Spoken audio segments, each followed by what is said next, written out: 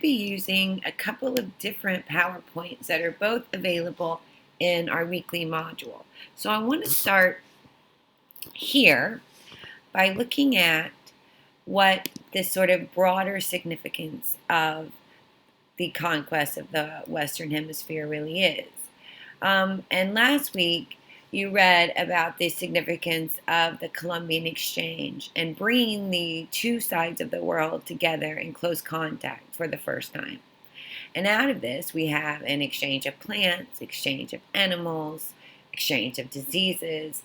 We also have an exchange of technology, exchange of religious ideas, the creation of new racial categories. So we begin at 1500 because it does mark such a seminal moment in world history where the two sides of the globe become intricately involved with each other in ways the world had never seen before. Now, when we think about some of the reasons for exploration and why we see European nations exploring as well as China exploring, and other countries become expert sailors, exploration and exploration on the seas is very much linked to resources and wanting to access resources that one does not have in their own backyard. For Europeans located here, right? If they wanted to get to China or India, they could walk. You don't need to travel on boat to get there.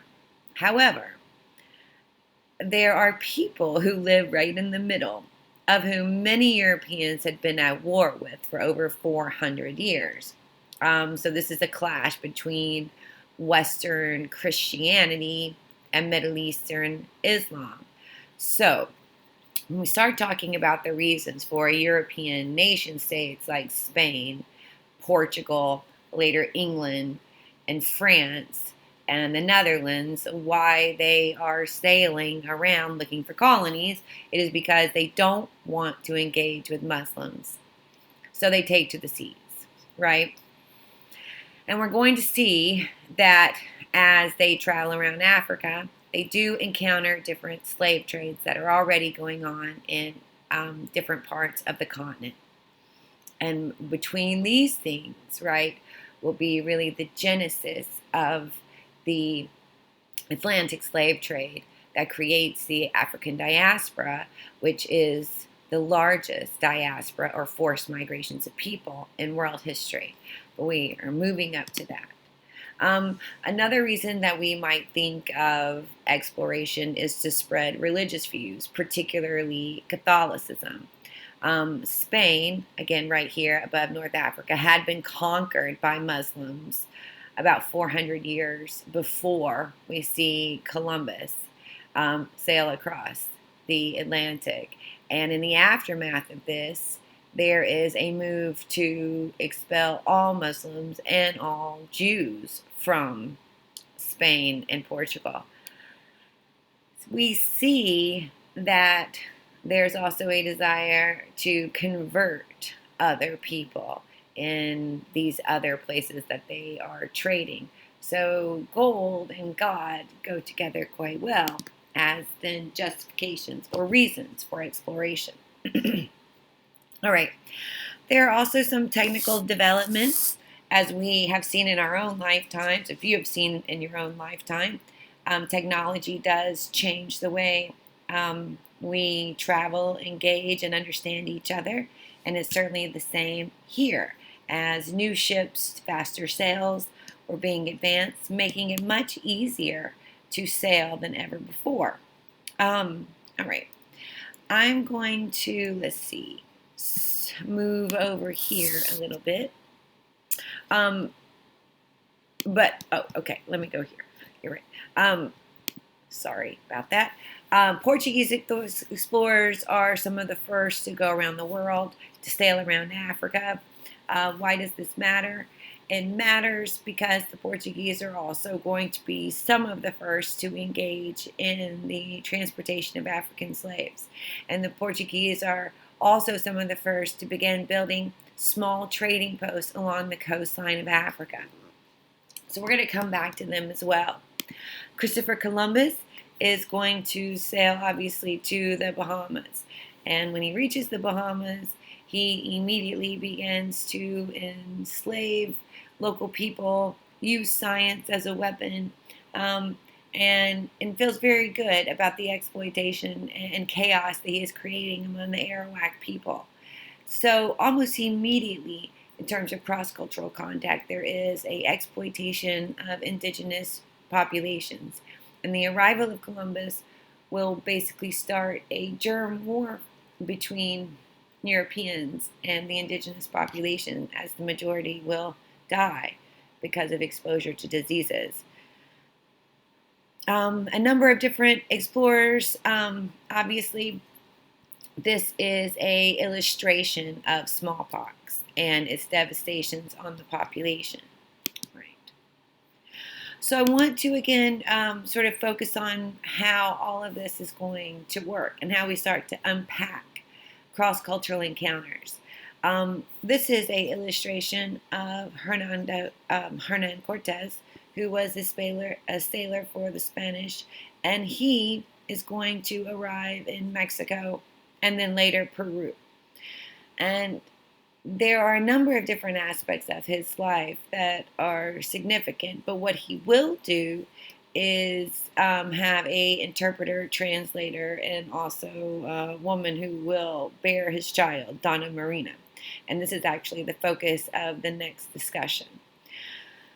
As a woman, it was often thought that they will not only make good translators, but obviously as a woman, she could produce a child that would then bond these two cultures together. And this is a quite common practice for indigenous people. We see the similar story with Pocahontas in North America as well. The New England part of North America. So there are a number of accounts of how women are used to sort of bring different cultures together. And you might imagine how you communicate with someone who you don't speak the same language with and how you learn how to do that over time, as this is part of the process of cross-cultural contact. As Hernando Cortez comes in greater contact with the Aztecs, he leads campaigns that ultimately bring down one of the largest empires in North America. And he does so by allying himself and about 2,000 of his men with about 50,000 local people who were very displeased with the Aztec practices and help the Spanish, who they think will liberate them, bring down the Aztecs. But that doesn't really happen for them, as what then will happen is that the Spanish will begin enslaving indigenous populations. And the ability to do that is hastened by smallpox. We see a very similar example happening in Peru, right? So this is the world of the Aztecs. It happens here. And then further in South America, you see the collapse of another large empire known as the Inca. And this is a picture of their emperor at the time of the Spanish arrival. This entire empire was ravaged by smallpox and was also in the middle of a civil war.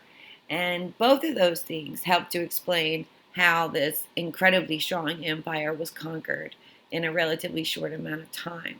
Just like in Mexico, parts of Peru are devastated by smallpox, and the emperor also dies of smallpox. All right.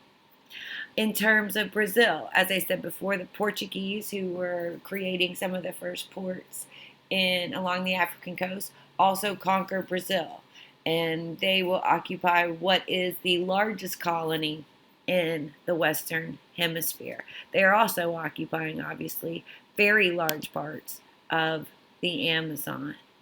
And again, imagine the biodiversity that they are seeing. They're coming from a place that they've already deforested, that there's no available land, that there's a lack of animals because of they've over hunted them, right? And they arrive in Brazil a land they believe is not maintained by anyone other than God, although that is not true, a land they think has infinite resources, and everything they see are plants, animals that they had never seen before.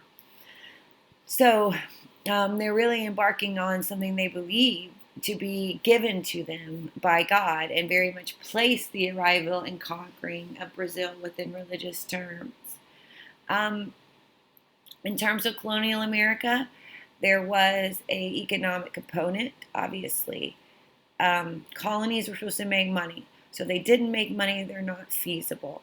And as you can imagine, the resources in the Americas seem infinite. And there is immediate wealth that's generated from gold, from mining, and from the use of indigenous labor to produce those things.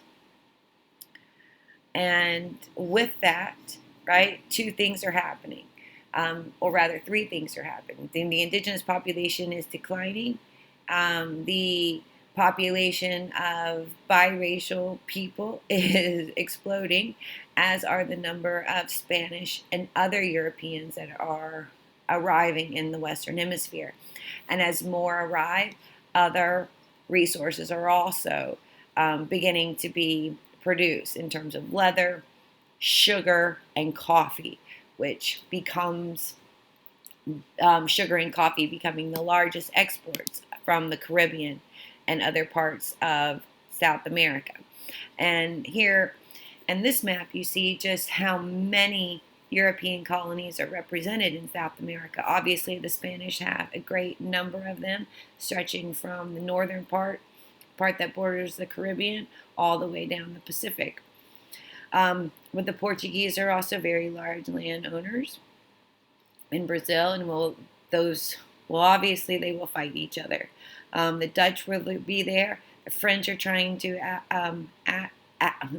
access some of the colony. So again, everyone's here other than the British, who are landing both in the Caribbean and in North America.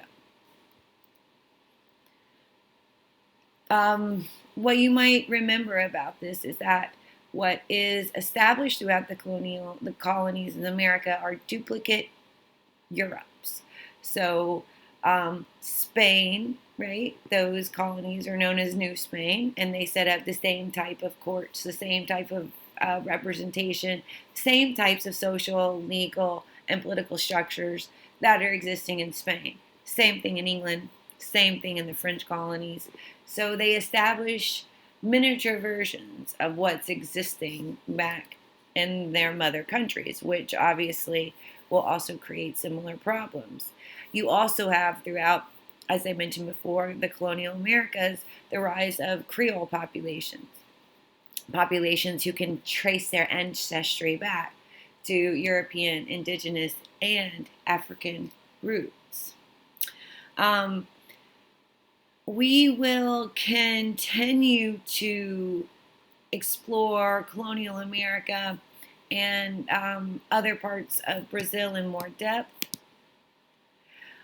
But I do want to spend some time looking at colonization of North America. And this is where we will see the creation of mostly British, Spanish, and also French colonies. So just like in South America, where there are a number of different European countries fighting each other for colonies, same thing is going on in North America. So again, you have the British right here, and this is where you see the Puritans land in Massachusetts, Jamestown. The introduction of African slaves in Jamestown begins in 1619, and even in Georgia, the islands off of Georgia is one of the earliest examples of Africans in the Western Hemisphere landing even in the 1500s. So there's a long history of both enslavement of indigenous peoples as well as the arrival of Africans in this part of the world.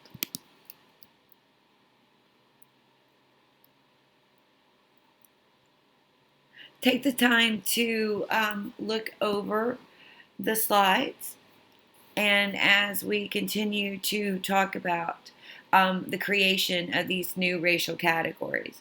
So as we look at social hierarchies, right, there will be a variety of new racial categories that never existed in the world. And Europeans and those who are racially white were certainly at the top of the social elite. You also had lower Creoles, Mezzitos, and mulattoes, other mixed race populations. So, what is happening in these colonies is the creation of hierarchies of color that have profound both social, economic, and legal implications.